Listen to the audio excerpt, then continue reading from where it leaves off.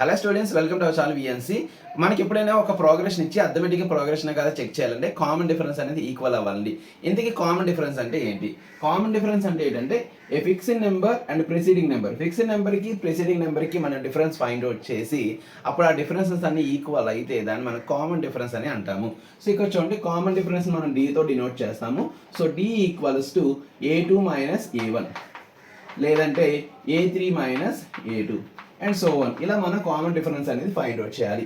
ఈ common differences అన్ని equal అయితే దాన్ని మనం అథమెటిక్ ప్రోగ్రెషన్ అని చెప్పి చెప్తాము. సో దానికోసం ఒక ఎగ్జాంపుల్ తీసుకుంటున్నాను.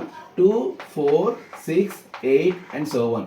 ఇలా ఒక ప్రోగ్రెషన్ ఇచ్చి అథమెటిక్ ప్రోగ్రెషన్ కదా చెక్ చేయాలంటే ఇప్పుడు కామన్ డిఫరెన్స్ ఫైండ్ అవుట్ చేయాలి. సో మనం అట్లీస్ట్ ఒక 2 కామన్ డిఫరెన్స్ ఫైండ్ అవుట్ చేసి ఆ రెండు ఈక్వల్ అయితే చాలు, అది అథమెటిక్ ప్రోగ్రెషన్ అని చెప్పవచ్చు. సో కాబట్టి ఫస్ట్ ఒక D1 తీసుకుంటున్నాను. D1 అంటే చూడండి, second term minus first term అంటే 4 మైనస్ 2.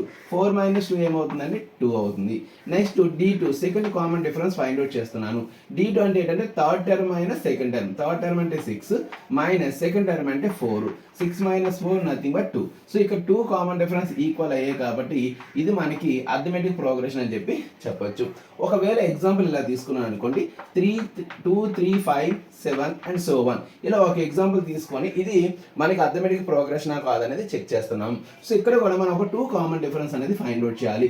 D1 అంటే ఏంటి? Second term minus first term అంటే 3 minus 2 nothing but 1. Next D2 అంటే ఏంటి?